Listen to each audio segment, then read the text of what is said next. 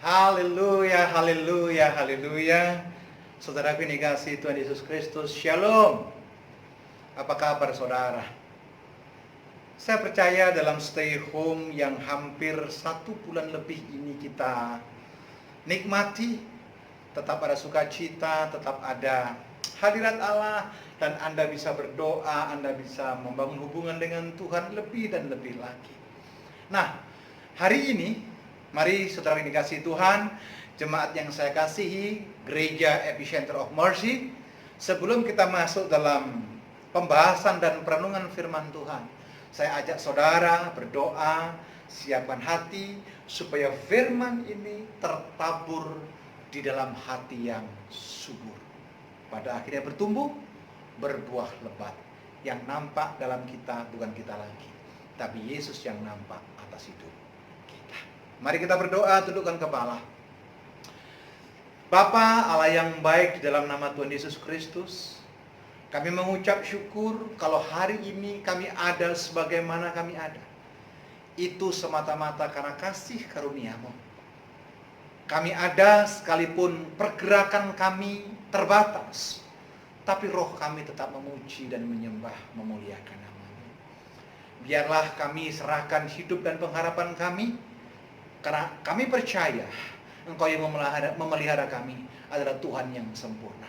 Urapi kami semua yang ada di rumah, urapi para pendengar, urapi keluarga demi keluarga, sehingga pemberitaan dan ibadah ini boleh berjalan dengan sempurna. Dalam nama-Mu Engkau melawat kami, sehingga oleh firman-Mu kami yang sakit Tuhan sembuhkan, oleh firman-Mu kami yang terikat Engkau lepaskan, oleh firman-Mu kami yang putus asa Tuhan berikan pengharapan. Bapa berbicara melalui sabda firman-Mu. Di dalam nama Tuhan Yesus Kristus, Allah yang tidak pernah meninggalkan pekerjaan tangannya, kami berdoa dan mengucap syukur. Sama-sama kita berkata, amin. Shalom saudara yang dikasihi Tuhan. Tema khotbah saya hari ini adalah apa adanya. Bukan adanya apa-apa, tetapi tema khotbah saya adalah apa adanya. Hampir semua orang di zaman milenial ini semua memiliki alat komunikasi, yaitu berupa telepon, Android, alat-alat yang canggih, dan hampir semua orang dari kalangan anak kecil sampai orang tua itu mempunyai yang namanya media sosial atau medsos. Mungkin itu Facebook, mungkin itu Twitter, mungkin itu Instagram, dan hal-hal yang lain. Nah, saudara yang dikasihi Tuhan Yesus Kristus, banyak orang ketika mengupload sesuatu di media sosialnya, kadang-kadang tidak sesuai dengan kenyataannya. Saya kasih contoh. Misalkan Anda punya koleksi 10 foto. Tentu ketika Anda yang mau upload di media sosial saudara, saudara pilih yang terbaik atau yang apa adanya. Saya mungkin bisa tebak, tentu kita memilih yang terbaik. Bahkan tidak jarang akhirnya orang memoles diri, yang kulitnya agak legam tetapi di media sosial kelihatan putih bersih.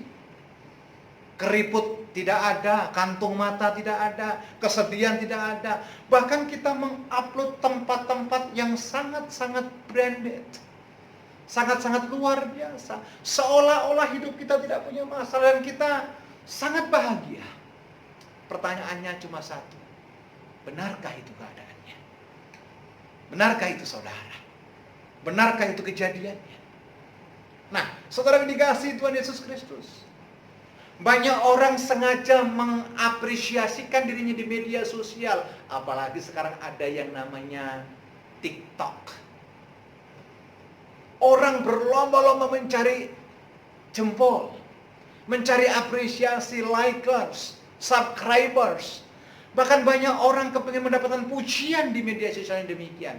Pertanyaannya, apakah hidup kita sama dengan di media sosial itu? Tentu jawabannya tidak. Bapak Ibu, jemaat epicenter yang saya kasihi. Sekali lagi, tema khotbah saya adalah apa adanya. Mari kita baca firman Tuhan terambil dari surat di Filipi. Filipi pasal yang keempat. Filipi pasal yang keempat, saudara bisa buka di rumah. Filipi pasal yang keempat, ayat yang ke-11. Bagaimana Rasul Paulus dengan jelas memperkatakan satu statement yang luar biasa. Dan itu mengubahkan hidup kita. Supaya kita berani berkata, hidup apa adanya. Filipi pasal 4 ayat 11 berkata demikian. Kukatakan ini bukanlah karena kekurangan. Sebab aku telah belajar mencukupkan diri dalam segala keadaan. Paulus mengajarkan apa? Mencukupkan diri dalam segala keadaan. Dia tidak menambah-nambahkan. Dia tidak mencoba hidup tidak apa adanya. Dia tidak mencoba menjadi diri orang lain. Ini teguran berlaku juga buat kita semua sebagai hamba Tuhan. Anda melayani harus apa adanya. Tidak usah copy paste pelayanan orang supaya kita dikenal orang. Tidak perlu. Jadilah diri Anda sendiri. Nah, dalam renungan ini saya mau sampaikan 3 poin. Bagaimana caranya hidup supaya hidup kita hidup apa adanya. Saudara boleh catat, saudara boleh renungkan, saudara boleh diskusikan, dan saudara boleh koreksi diri. Benar nggak hidup kita apa adanya? Atau ada apa-apanya? Yang pertama, saya mempelajari secara ini kasih Tuhan Yesus Kristus. Bagaimana supaya kita hidup apa adanya? Yang pertama, satu adalah apa? Back to the Bible. Balik kepada kebenaran firman Tuhan. Kita hidup karena firman. Kita berhasil juga karena firman. Dan kita ada juga karena firman. Saudara ini kasih Tuhan Yesus Kristus. Alkitab yang kita pegang bukan hanya kumpulan nasihat yang benar dan baik. Saya ulangi sekali lagi. Alkitab yang kita baca, Alkitab yang kita pegang bukan hanya kumpulan nasihat yang benar dan baik. Tetapi lebih daripada itu adalah apa? Alkitab ialah isi hati Tuhan itu sendiri. Jadi bagaimana Pak supaya kita hidup apa adanya? Hidupi firman itu. Apa yang dikatakan firman, aminkan. Baca. Renungkan. Yang terakhir, lakukan. Anda ketika membaca dengan benar menjadi rema, terus Anda lakukan menjadi daging, maka hidupmu akan dijauhkan dari kepura-puraan. Hidupmu akan dihindarkan dari hal-hal yang tidak berkenan. Makanya cara yang pertama tadi saya sampaikan, bagaimana supaya hidup apa adanya. Yang pertama, kembali kepada Alkitab. Back to the Bible. Saudara dikasih Tuhan Yesus Kristus. Mungkin saudara berkata demikian, Pak, itu kan cara kuno. Tidak. Alkitab adalah kitab yang up to date. Dia ada di segala zaman. Dan nubuatannya tidak pernah lapuk. Dan selalu ada, kapanpun zaman ini ada. Saudara berani berkata haleluya? Amin. Nah, yang kedua saudara dikasih Tuhan Yesus Kristus. Yang kedua, bagaimana supaya cara hidup kita apa adanya? Yang kedua adalah jadilah diri sendiri. Siapa kita, yaitulah kita. Saudara tidak usah berusaha mencari menjadi orang lain. Saudara tidak usah meniru-niru gaya orang lain. Gaya Abraham, ya seperti ini, Abraham. Saya tidak bisa mencontoh hamba-hamba Tuhan yang besar. Saya tidak bisa bergaya seperti hamba-hamba Tuhan yang luar biasa. Saya adalah saya. Dan saya tidak bisa meniru gaya orang lain.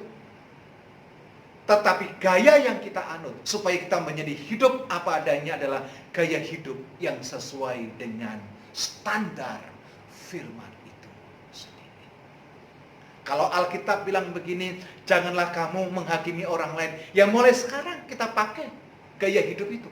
Tidak usah menilai kekurangan orang lain, tidak usah mencari kekurangan orang lain, tidak usah mencari cacat orang lain. Kalau Alkitab katakan mengucap syukur dalam segala hal, apapun pencapaianmu, mengucap syukurlah. Itu menjadi diri sendiri. Kalau Alkitab mengatakan kepada kita, tidak usah menoleh ke belakang, lakukan itu sudah dikasih Tuhan Yesus Kristus. Jadilah seperti dirimu sendiri, bukan seperti orang lain. Menurut saya, orang yang paling menderita, salah satunya adalah orang yang mencoba hidup, tetapi meniru gaya hidup orang lain. Saya mau katakan panggilan saudara luar biasa. Saya mau katakan Anda spesial di mata Tuhan. Saya mau katakan Anda adalah pribadi yang unik, yang sangat dikasihi Tuhan. Jadilah seperti dirimu sendiri.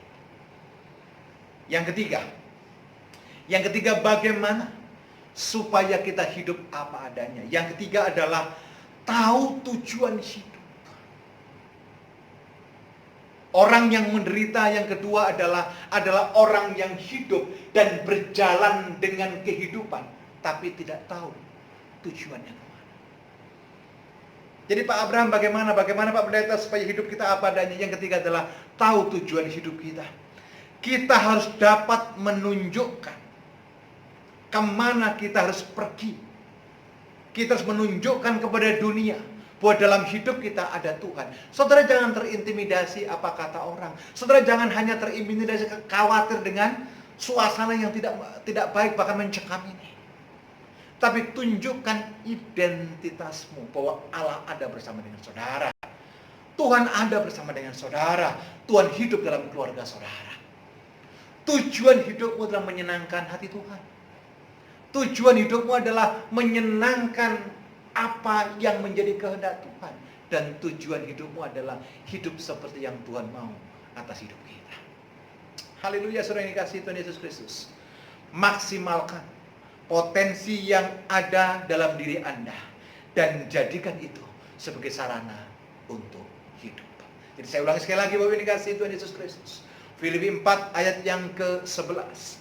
Kukatakan ini bukanlah karena kekurangan, karena aku telah belajar mencukupkan diri. Ibadah yang disertai dengan rasa cukup akan mendatangkan kemuliaan Tuhan. Ibadah atau hidup yang disertai dengan rasa cukup itu mengandung satu kebahagiaan yang luar biasa. Dan ketika kita berani berkata cukup, maka Tuhan akan berikan kita kemenangan demi kemenangan yang lain. Bapak Ibu saudara yang dikasihi Tuhan Yesus Kristus, Jemaat Epicenter of Mercy yang saya kasihi, mari hari-hari ini apapun pergumulan saudara, apapun masalah saudara, hiduplah apa adanya. Harapkan Tuhan. Harapkan jawaban-jawaban yang supranatural, sekalipun tidak kelihatan. Dia ada buat saudara, dia ada buat kita, dan dia ada buat masa depan kita. Berhenti menjadi orang lain, tapi balik kepada kebenaran firman Tuhan. Dan yang berikutnya adalah jaga diri sendiri. Jadilah dirimu sendiri. Jangan meniru gaya orang lain. Tundukkan kepala, kita berdoa. Bapa Allah yang baik, kami mengucap syukur kepadamu. Engkau begitu luar biasa atas kami. Firman-Mu dalam Filipi 4 ayat 11 mengingatkan kami bahwa Rasul Paulus memberikan satu esensi yang luar biasa atas value kehidupan, mencukupkan diri dan menjadi apa adanya. Materaikan kebenaran ini, materaikan firman-Mu dalam situasi yang tidak baik ini. Kami tetap berpegang pada firman-Mu. Sesederhana apapun hidup kami percaya Engkau ada dalam keluarga kami. Berkati jemaat-Mu yang di rumah, berkati mereka yang dalam pergumulan, berkati dalam setiap doa-doa kami, dan jawab seturut waktu dan kehendak-Mu. Dengan iman kami katakan, yang lemah Tuhan kuatkan, yang sakit Tuhan sembuhkan, yang terikat Tuhan lepaskan, yang putus asa Tuhan berikan pengharapan. Bagimulah hormat, kejayaan, dan kemuliaannya Bapa, karena kami tahu sekalipun kami ibadah di dalam rumah kami masing-masing, Engkau hadir bersama dengan kami. Dan sebelum kami mengakhiri ibadah ini, biarlah berkat Tuhan sempurna turun atas kami. Saudaraku yang dikasihi Tuhan Yesus Kristus, jemaat yang di rumah, buka kedua tanganmu, buka hatimu, arahkan imanmu kepada Kristus. Tuhan memberkati engkau dan Tuhan melindungi engkau. Tuhan mengarahkan wajahnya kepadamu dan diberikan engkau damai sejahtera. Sebab kasih karunia pertolongan datang daripada Allah Bapa, cinta kasih daripada Yesus Kristus, pertolongan daripada Roh Kudus sempurna atas kita dari hari ini sampai Maranatha, bahkan sampai selama-lamanya. Dengan iman jemaat yang di rumah, sama-sama kita berkata, Amin.